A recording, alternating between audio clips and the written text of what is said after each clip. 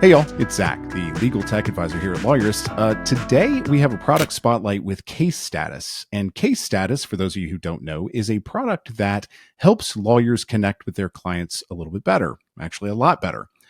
You'll learn a little bit more about it as we go here, but for the most part, it makes it more accessible for your clients to get into and figure out what's going on, frankly. Today I have Paul Bambert and Jose Figueroa with me, and they'll be introducing you to the world of Case Status. Paul, Jose, thanks for being with me. Yeah, thanks. Glad to be here, Zach, and to the Lawyerist family. Happy to be included in this product spotlight. Excited to talk about solving some real challenges for law firms. So, Paul, what is it that you do over at Case Status? I am Vice President of Product Marketing here at Case Status, and we are all about making sure that our solutions resonate in the marketplace, measuring what it is that law firms are trying to do, where they have challenges, and how can we bring our product solutions and people to bear to solve those challenges and deliver outcomes. So that's what I focus at here at Case Status. Fantastic. And I think Jose is going to be showing us around the actual product in the demo. Jose, welcome. And what is it you do over there at Case Status? Yeah, thanks, Zach. Great to be here and showing you a little bit more of Case Status. I am the Director of Solution Engineering. I'm going to be walking you through the platform, how we can help make everyone's job a lot easier through the Case Status platform. So looking forward to it. Fantastic. Once again, thanks for being here, guys. Paul, let's go ahead and jump in and kind of look under the hood and see what we got. Yeah, thanks, Zach. We'll jump right in. So, Case Status. So, if you haven't heard about what we're doing to disrupt the marketplace, we are the leading mobile portal and messaging platform for law firms. So, what do we mean by that? There's a lot of technology out there to help law firms, conduct their daily business. We focus on the consumer client side. So, we help drive better client experiences by helping them to self-serve, understand their journey, where they are, and drive client satisfaction. Ultimately, we complement case management software. There's a big play there to single source of truth and plugging into that world of your back office. And we do a really good job of that and bring automation and mass messaging to bear where it needs to be, right? In arm's reach of your client on their smart device. So we're radically focused, not just on this transformation, but on measuring outcomes, true business outcomes. So when you look at our case studies, it is all about improving client satisfaction, dropping operational expenditures, increasing the reviews and referrals that you get from these raving fans that are your clients. And that's what we're really doing here at Case Status, is really up-leveling consumer-based legal services by helping them to serve their clients more intimately. Fantastic. Yeah, I think it's difficult a lot of times for attorneys to communicate with their clients, but I think if I'm correct, Case Status is a way that you can do it kind of asynchronously as well, where people kind of, like you said, self-serve and are able to jump in and say, oh, here's where we are. But also, one of the things I like about it, and you may get to this a little later, is that you can kind of set up information gates by having people do reviews early, like, hey, give us a review, and then we go kind of to the next phase. And I think that's great because people then, if you have an issue with your client early. Yeah. And it's a scary thing. And we'll talk a little bit about that. A lot of folks are scared to ask, how are you doing, especially early in the process. And so we bring a lot of form and function to that to take away the scariness of asking, right? And to give you a playbook so that you can execute on the good scores and the bad scores in a good, positive way for the business and make it less scary and more operational. And it really is successful. So excited to talk about that today. Fantastic. All right. Yeah. So as far as an overview, Zach, there's some key items. So given the Lawyerist family, as I like to call everybody that's listening to this, our target is really to get with firms that are growth oriented, right? Want to leverage tech to get to that scalable growth and really understand that the clients matter, right? Every client matters, and your client first orientation. So we're going to take you through 6 common challenges that are typically friction to this idea of scalable growth, and really talk about how technology can be an exciting way to drive that. That's what we hope to achieve in this short segment. And I'll talk a little bit about my influence. I was lucky enough, not in Broadway, but down here in Charlotte, North Carolina, to see the traveling show Six, about the six wives of Henry VIII. So if you haven't seen it, you got to check it out. Jose, unfortunately, isn't going to sing and dance for us, but we are going to bring to bear this idea of six challenges. And you see them up here on the board: portals, your time, doing client communications, maybe language barriers, client satisfaction, as we just touched on before, and then sustainable growth, bringing it all together. So again, little plug for the musical, but trying to energize a little bit of this idea that we can really solve present problems that law firms are challenged with today in a real and meaningful way. Fantastic. Well, I think client portals is really on top of mind for people, right now for attorneys. And I'll say this, if it's not, it should be, because that is a way that people are really starting to interact with their professionals, with, anybody. So yeah, let's see a little bit about client portals. Yeah, we'll dive in. And so just as a predecessor to all six of these, we're going to go through kind of a rapid fire. We're going to present the pain. We're going to talk about how we solve for it. And Jose is going to show you some awesome use cases, some of our favorite use cases. Fantastic. So we'll dive right into that format. So let's talk about portals and client adoption. So Zack is exactly right. Client adoption, portals is one of the hottest searches if you look at Google Analytics, that law firms are looking for. And they're great tools if they're widely used by every client every day. So what we see in the research, though, is that most clients don't unanimously adopt a portal out there. So a lot of the portals out there are not created equal, and the average adoption is about 30%. Because they're browser based and because they're just not servicing the utility and the value function that clients are looking for, right? Mm-hmm. So if you look at this trend on the right, and this just hits on the idea that we're consumer based, we look at all of the consumer trends. 5 hours a day consumers spend on their smart devices. It's crazy amount, and I'm one of them. As a consumer, 93% of that time is spent on apps of their favorite brands. Right. So it's not browsers. It's not doing text. It is in an app experience for that brand. And that is what we bring to bear here at Case Status, is the idea of a 5-star app available in Google Play and the Apple Store with thousands upon thousands of reviews. Right. So a 4.9 means something when you have 6,000 reviews. Right. So we see 80% adoption, and we have both browser-based and app-based access to our portal. So we do the horse race every day. Mm-hmm. And guess what? Folks go to the app. 80% adoption is what we see to those that are invited. The status is always there, as you talk about, Zack, asynchronous, right? I can wake up at 3:00 on a Sunday morning, in sweats about anxiety about my matter or my case. I can go right to the app and I can see where I am in the overall journey and get that reassurance from my team that I'm on the green path. Right. Mm-hmm. So the status is always there. And that intimacy, right? I'm not always just self-serving. I still have access to my team. And it's encouraged now because they've gotten rid of a lot of the other, reactive calls. So when they hear the phone ring, they're excited to talk to me if I need to have that conversation. And lastly, we do integrate back with those case management. If you look at where Case Status integrates, it's with the leading case management softwares out there. And that still keeps for the firm operationally that single source of truth. Mm-hmm. So this is how we're solving for it when it comes to client portals, is to be the best client portal out there and aggregate all of your, as many, 80%, the vast majority onto one platform.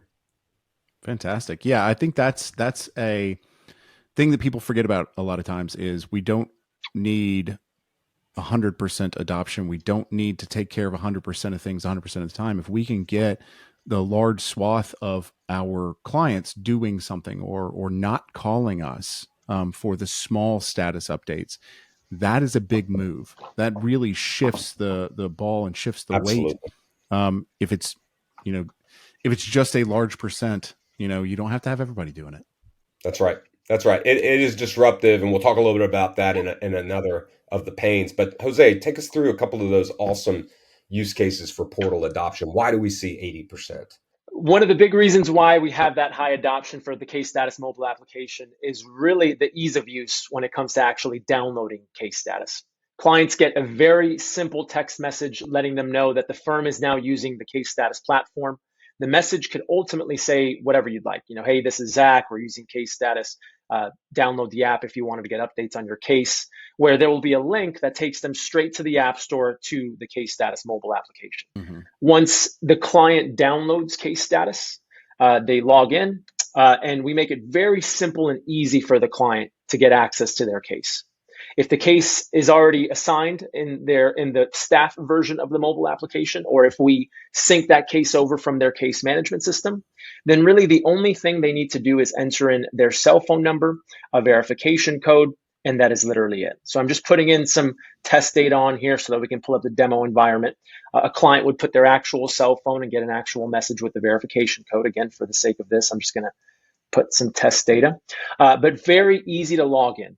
Phone number, cell phone, that's it. We don't want clients to enter in an email or a password or any extra credentials. We're dealing with clients that may not remember what those credentials look like. They may not have access to a computer, but they definitely have access to a cell phone or a smartphone. Yeah, one of the things I want to point out here, though, is that yes, it is easy to log in, but that is still two-factor authentication. Two-factor authentication is something you have and something you know. The something you know is your phone number, and the something you have is your phone. And so we are still testing those two things, and it makes it still very secure to get in. Well said. One of the reasons why I love that it's mobile based is that even if your client doesn't download the application, so let's say the other 15, 20% of clients that don't download case status are still going to receive every single message, update, document, image via text message. So a great way to really focus on the mobile piece while really centralizing all of that communication in one location. Awesome. So now we're going to talk about challenge number two. Everybody's got it, time. Right? Not enough of this precious resource when it comes to our legal law firms and how we're delivering solutions to our clients. So this idea of not having enough hours in a week, I love to take this legal trends report from our friends at Clio, and it really shows in the blue the days we prefer to work versus the green when we actually work. And you can see in almost every day of the week, we as legal teams are working even into the weekend, heavy hours. That is because we're always catching up, right? And in my research, the catching up is mainly because of there's too much non-legal work that's taking place, like reacting to these inbound requests that are just, consumer clients asking for updates. Where am I? Am I on path? Did I hire the right team, right? So this forces us to go extra, right? We pour the coffee in the morning, plan our day out, and then immediately it's getting disrupted. So at Case Status, we seek to solve this by can't create more time. We're not a time machine, no flux capacitor here, but it's automation, right? How can we take some of these tedious rote tasks off of your plate so that they're being done in the background, right? Again, Zach, this comes back to asynchronous, but it also comes to proactive communications. So automated repetitive communications and tasks, setting it up, coming up with that journey and that workflow and the trigger events, that's what this is all about, right? You do it probably on a lot of the back office automations and workflows. Now it's time to bring some of that stuff to the front office and make it scale. It also guarantees client touch points when you do it. And we always talk about the ethical duty of care and not just meeting it. We want to exceed that, right? Because that's where you get the raving fans. So the idea of putting these touch points, but also doing it on brand, right? When you can templatize and do some of the things with automation, not only do you guarantee those intimacy touch points, but you can do it on brand, regardless of who at the law firm is sending it out. And then the last is being excited for when the phone does ring, right? Because it's still going to ring. There still are reasons why you have to have live conversations, meetings in person, maybe video conference. And those things are to get excited about because now you have the time to do it. I love what Mark Thomas, Injury Lawyer, is doing on the left-hand side. 9 months they've been using Case Status. Small team, not a huge team. 366 hours saved because they have gone through the math of how many inbound requests they have just to know what's going on and what that means from a staffing standpoint. So that is what we're materially trying to change with every user of the Case Status platform. Fantastic. And I love that they can get this number too. Yes. Yeah, it is. It is an idea of, um, you know, what's the opportunity cost of not doing something like this, Hmm. right? Hmm. What were you spending? And this is the real answer right there. Right. Really, the mobile application does exactly what you mentioned there, Paul. Provide this centralized location for the client to have that number one question answered. Right? What's going on? What's my status? What's happening? From the client end of the actual application, I can see exactly that. I can see what's going on. In this case, I'm on a personal injury case. I have a checklist item here of something that needs to happen. My current status is treatment. If I hit this more button, I can see, well, we appreciate you working with us to handle your case. Here's a link to our welcome video. And I can answer my own questions and really have this access into my client journey that I have never really truly had before, without having to actually call the attorney. Really, through case status, we want to make sure that clients have this access into the entire client journey from start to finish. And so a client is going to have access to this process tab through the mobile application that's going to walk them through what that journey looks like. I can see that I'm on treatment, but if I wanted to look ahead, I can see that 2 is going to be maximum medical improvement, 3 is attorney review, 4 is negotiations, 5 is settled, 6 is escrow, and then case closed. And so walking client through this process to answer their own questions, to build this muscle memory for a client to log in as opposed to calling in is really going to decrease the amount of inbound traffic that's coming in. We let the law firm customize this journey to ultimately say whatever the firm would like. The personal injury example is on there, but we have a number of firms that have it for family, immigration, estate planning, criminal, workers' comp, where it's really just providing a nice client-facing approach that's going to essentially mimic their case management system, where as you're making updates in your case management system, the client is going to get automatically notified through the case status platform whenever Hmm. there's a new update. So they don't have So to say, what are we doing now? We're in negotiations. Hang that's on, ex- it's we're in exactly negotiations. it's exactly right.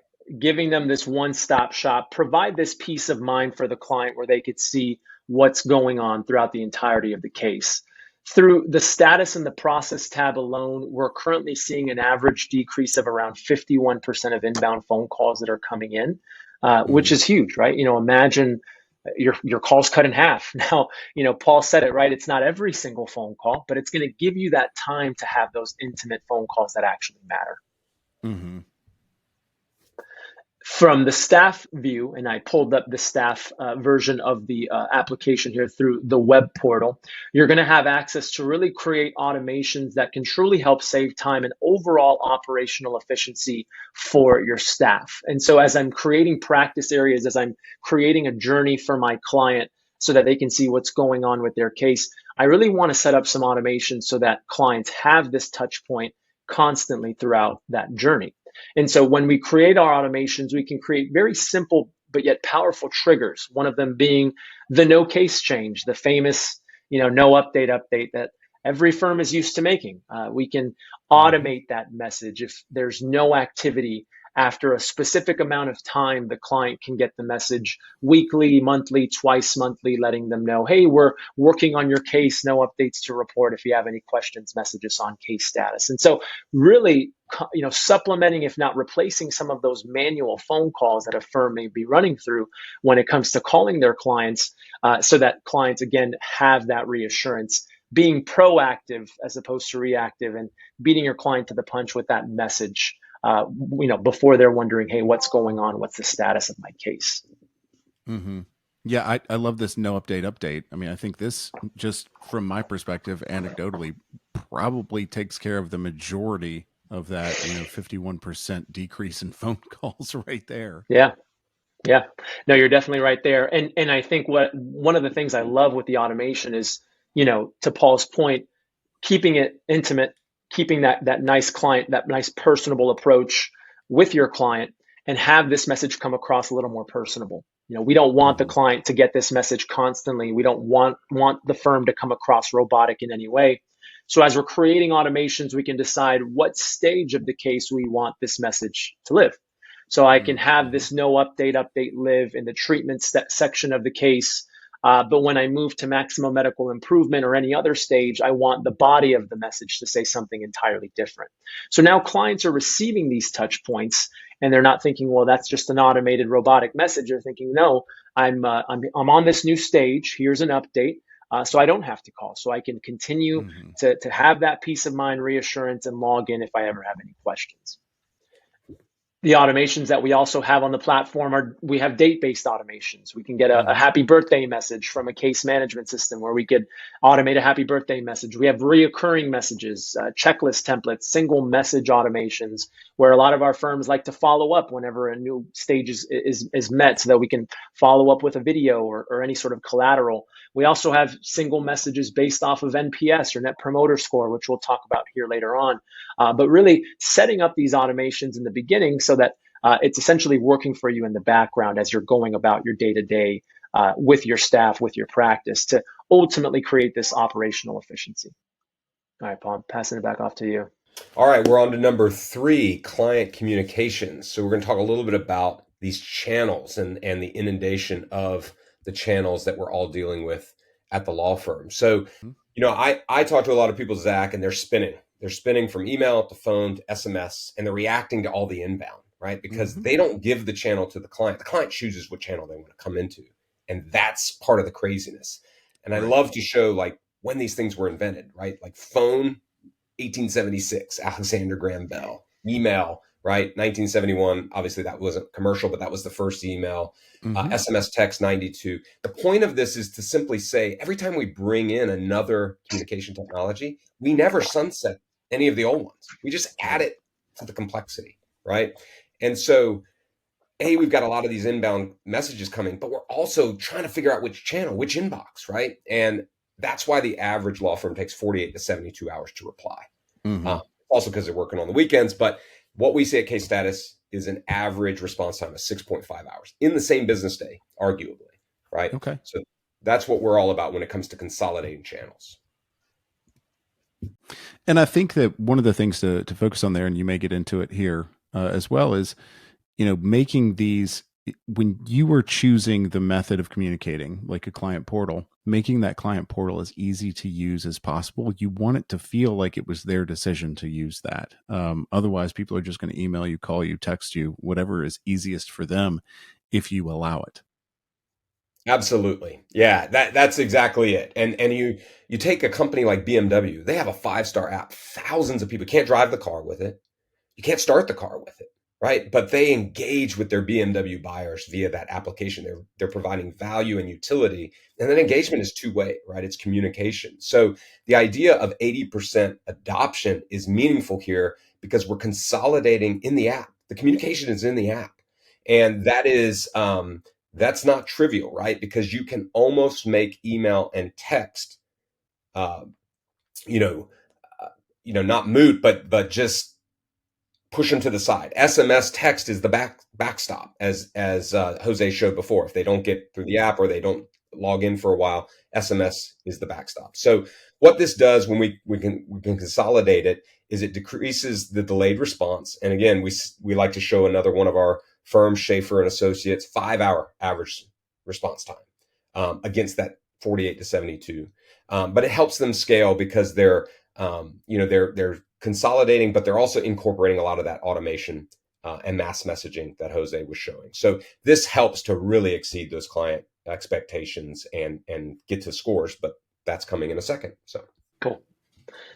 Centralizing communication really is key to creating more of an operationally efficient firm, really eliminating this mix of ambient omni-channel communication, right? The traditional means of phone calls, emails, texting, all these different channels, the visibility gets lost. No one really knows what is being shared anymore. You may have that attorney or paralegal that is sharing their personal cell phone, right? Which is always a bad idea, right? The boundaries are gone, and Mhm. no one knows what is being shared. The idea here is to have it all centralized into one location for the client and one location for the staff. Clients are going to have this messages tab where they're going to receive every single message, every update, every document image here on the Hmm. messages tab. Again, if they don't download the app, they're going to receive it all via text, but making it very easy for them to hit send a message. They can type their message out. They can add any sort of images, videos, media files, PDFs, documents, anything, to where once they send that message or document, that then comes in here into the platform for the staff to get notified. For most of our case management systems, we have all of our messages and documents automatically syncing back into that case management system so that that CMS remains that single source of truth.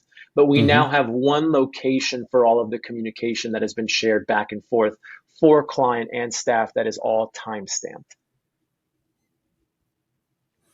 One of the things I like about the app communication is that we don't deal with text messaging like we saw has been around for a little bit. It's kind of still recent, but it doesn't have the security that our web applications have right now or our standard applications, and so we don't really, as attorneys, want to be sending attorney-client privileged communications via SMS text when it's not encrypted. And so this is a much better way to send that communication, and certainly 1,000 times better way to send any sort of evidence, any sort of photos that you're trying to get from clients or documents that you're trying to get from them. And it looks like, and if they can do it they want to do it from their phone, they're gonna do it from their phone. Yeah. And so they're either going to do it unsafely through text, or they're going to do it through something like this. Yeah. It's a great point. And one thing to add, Zach, is the SMS text industry is going through some major sort of kind of like email went through with canned spam in the 90s. Mm-hmm. Basically, the big carriers have responded to the bad actors, right? All those unsolicited texts that we all get, and they're trying to restrict. And that means all us good actors have to go through a lot more rules. And so a piece of advice to everybody out there, if you're depending to do, not just the secure parts that you're talking about, Zach, but the ethical duty of care to communicate with your clients via text, that's going to become harder, Mm-hmm. right? And so by having this channel that uses text as a backstop, but not as a primary, that's huge, especially as they get tighter and tighter. Right. Because, and I just want to kind of keep going on this just a little bit.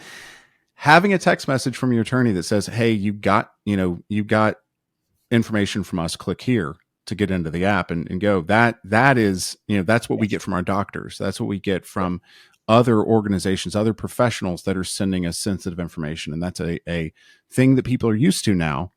And we're still getting text messages, but they're safe text messages. Safe text. All right, now we're on to number 4, which is language barriers. So this gets into an idea that law is in English, right? In the United States, the language of law is English, but not everybody speaks that language. And can you really serve everybody that's in your community? So that's where I segue. A lot of people don't know that this is necessarily a challenge. But if you look at, U.S. Census report, there's an estimated 8 to 9% of people in the United States who don't speak English very well. And that's not to say they speak a different language at home, right? There's more people like that. But they cannot operate in our society by not speaking English very well.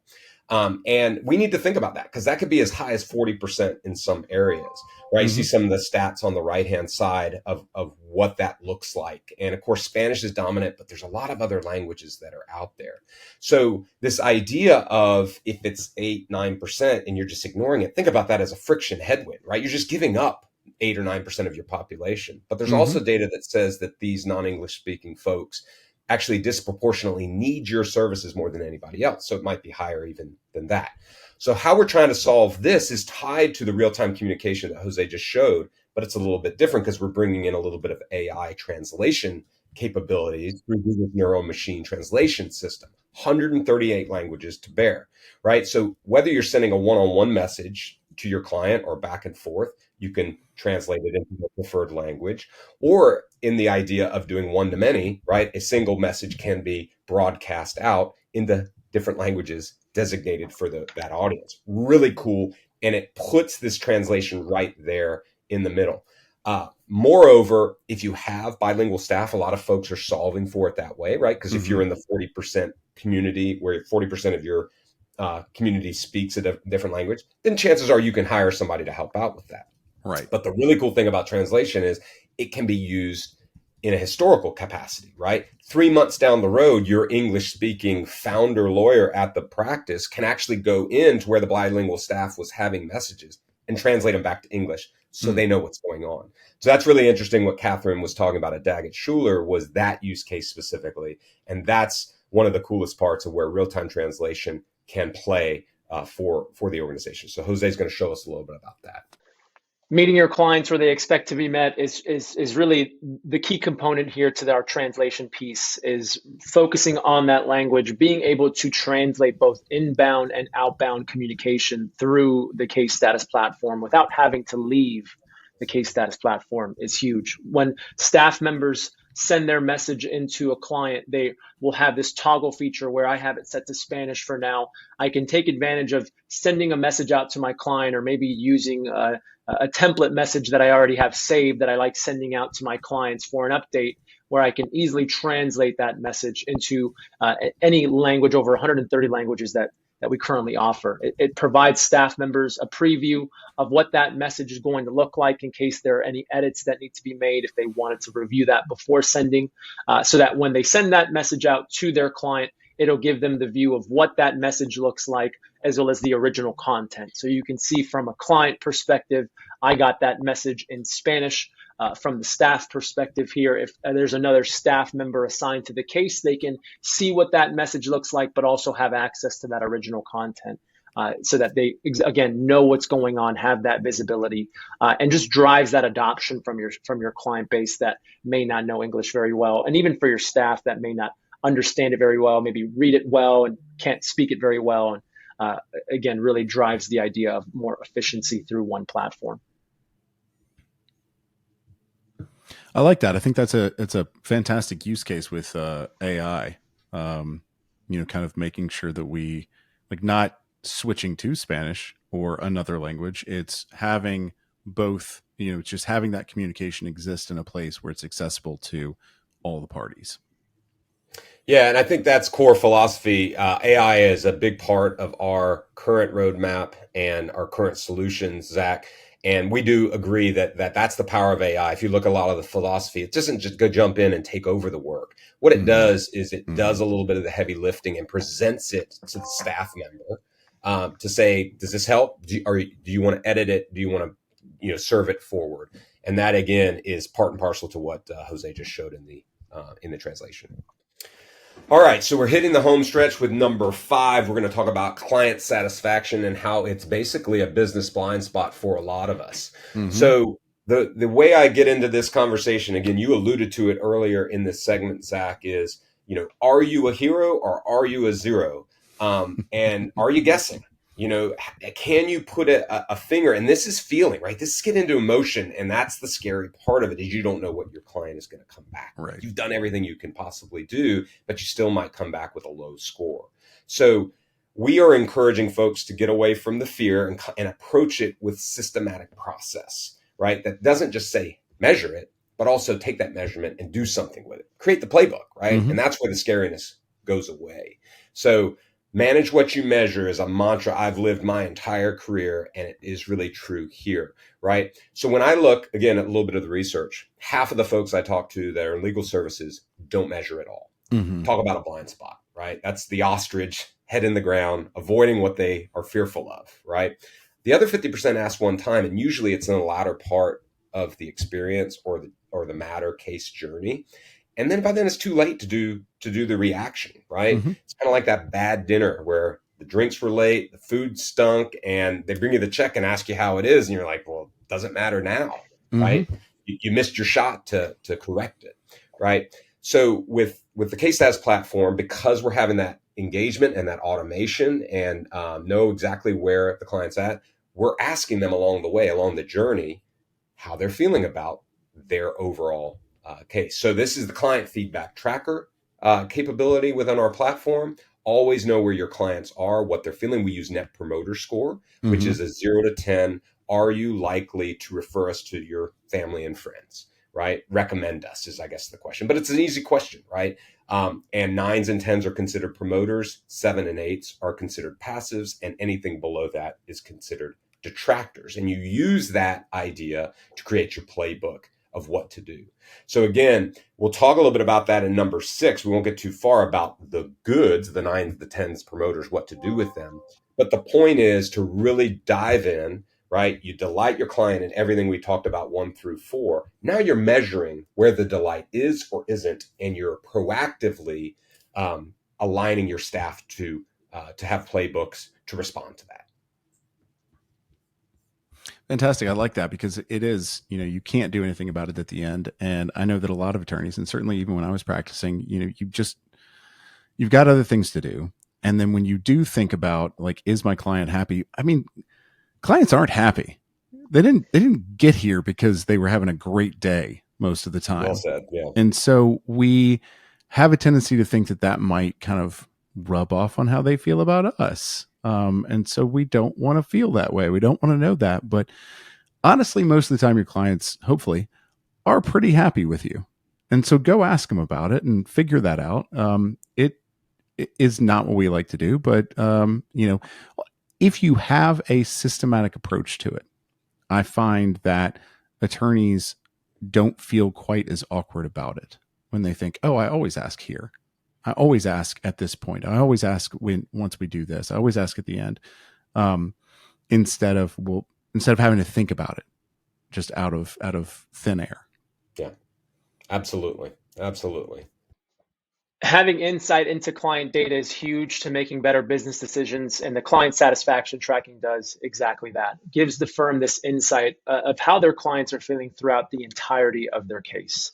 As a case is moving from stage to stage within the case status application, your client will be asked to rate their experience from a 0 to 10 net promoter score.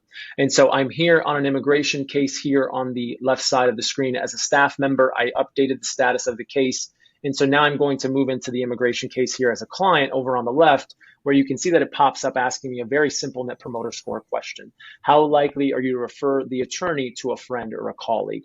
It's very simple, very straightforward for the client to just enter in a score. They're also going to have the option to leave any sort of feedback, and then they are back on their case. You can see from a staff perspective, I now have this data into how my clients are feeling. So we have this hard, concrete information to make better decisions throughout the entirety, right? We look at this as the check engine light, where if we can catch something early on, whether it be a lower score or a not so great score, we can give the client a call, right? If we're, taking advantage of a client giving us 9s, 10s throughout the entirety of the case, well, we now have the data to back up that we can ask for an opportunity, maybe for a review, referral, or just thanking them for their help. But really having access to this data is huge. All right, and now we are on to the last challenge, which is scalable growth. So we're really going to build it all 1, 2, 3, 4, 5 into this idea of scalable growth for the law firm. So when I think about growth, I will jump out of legal and go into healthcare, Mayo Clinic, reputation off the charts, right? And I'm in North Carolina, and I know up in Minnesota, if I've got some health condition, right, that's the place to go. Cleveland Clinic is very similar, right? And you have to ask yourself this question: were they good marketers first, or were they good healthcare providers first? And the answer is they were good healthcare providers first. And when they got that resounding reputation, then they went to the Madison Avenue folks and said, get the word out, because I've got such prowess and I've got such cachet with my patients. They know, and they'll back me up on it. And that's the idea here. Again, shout out to Clio's Legal Trends report.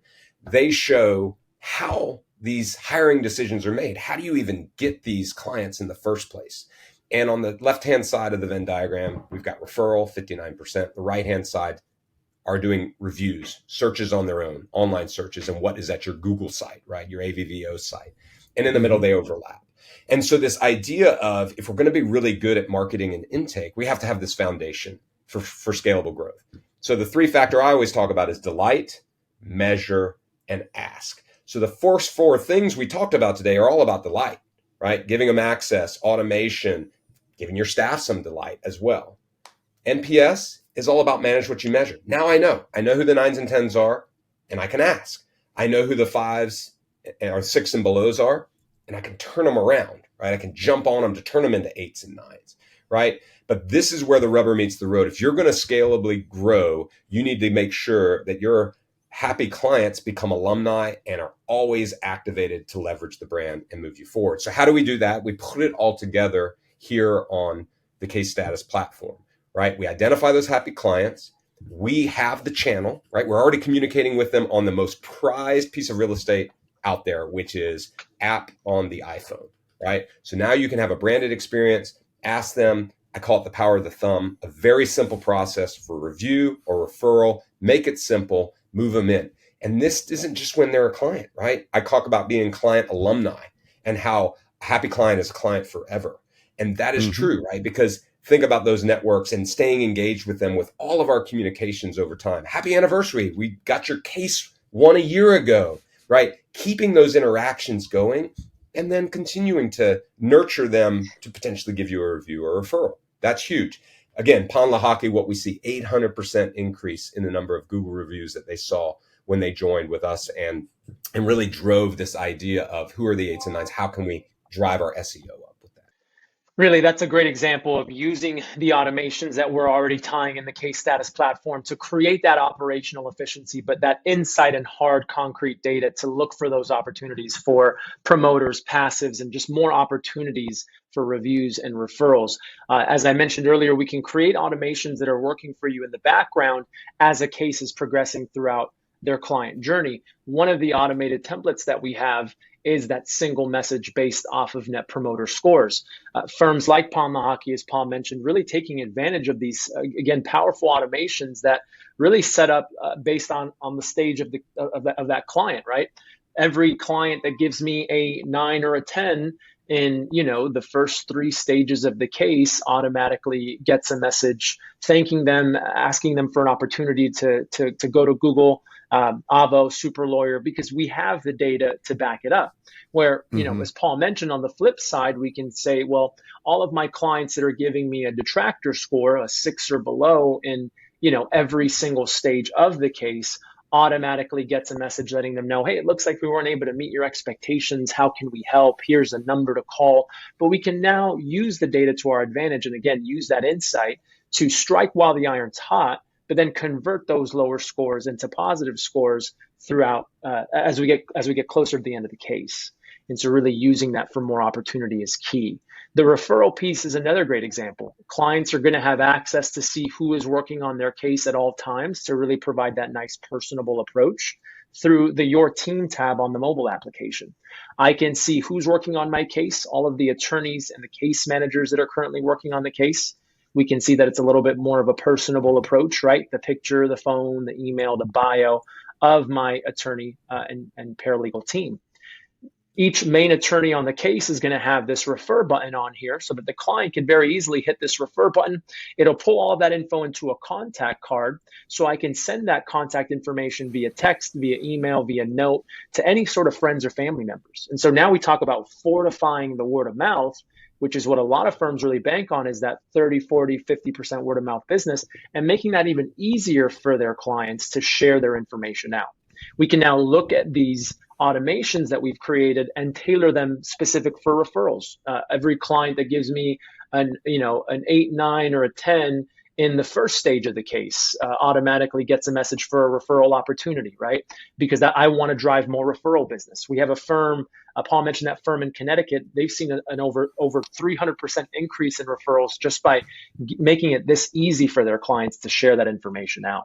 Clients are going to have access to the mobile application even if their case is closed. Paul mentioned this idea of clients are clients forever, where if I go to this business litigation case, I can see that my case is closed as the client, but I still have full functionality into the mobile application. I can still go to the Your Team tab and refer Vincent here to any sort of friends or family. I still have the historical data of all of the process of what has occurred, as well as all of the messages and documents that have been shared back and forth, and continue to receive any sort of marketing material. So a great way to really stay fresh of mind, stay relevant. If the client ever needs to come back, they have the firm fresh of mind through the mobile application.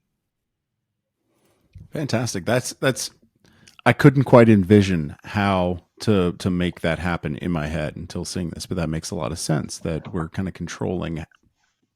Controlling is probably too much of a word, but we're helping to massage when people think about giving us a Google review. But I really like that, grabbing that information from the attorney, packing it into a contact card and being able to text it. I mean, again, right on our phone. That's where we're going to do it. Somebody says, "Hey, do you know an attorney?" I'm going to do it from my phone. Oh yeah, yeah. Let me go to the app real quick that I have. And there it is. There's the information. You now have it to be able to text them. Yeah, I think it's key, really, driving this idea of centralization for the client where this becomes their one-stop shop. Not only are they viewing their current status, viewing the process, the journey, but they're sending their messages back and forth, but also have the access to refer the attorney all in one place, right? Just makes it Mm-hmm. all stickier for the client and in turn stickier for the firm to drive that adoption. Mm-hmm. Fantastic. Well, guys, I really appreciate you guys being with me here and talking about so much that Case Status has to offer. I know there is a ton more, Paul. Is there anything that we've missed? Is there anything else we want to kind of grab here? Yeah, that's a lot. And we appreciate the opportunity, Zach. I think I would leave with maybe a couple of closing remarks, right? The number Mm-hmm. one motive we see when we engage is folks that are just trying to cut down on those inbound calls. I call that the Yeah. jaundice. If we can do that, we can move into other outcomes that are bigger. We're all about radically transforming that client engagement. I think we've shown the how and the why in this segment. We know that radical transformation doesn't take place overnight. So what we encourage is educating. And as legal professionals, I always like to say you're good researchers to begin with, right? You like to look at precedent when it comes to a case. The case, same here, right? We want you to be a client whisperer and really Mm-hmm. understand what's going on with your consumer-based clients. And if you follow the trends, you'll have the aha moment of, I got to meet them where they're at. And this will get a lot Right. easier. Right. And I think that's really what we want to leave you with is technology can be brought to bear to solve some really, cool challenges that you're dealing with. And the ultimate goal is get to that scalable growth for your firm. So we appreciate Fantastic. it to be able to cap that off and show you that storyline. Absolutely. Well, guys, I really appreciate you being here. And if people want to know more about Case Status and the other things that it can do, because we still didn't get to everything here, they can grab a demo with y'all at www.casestatus.com. And again, thanks guys for being with me. Appreciate it.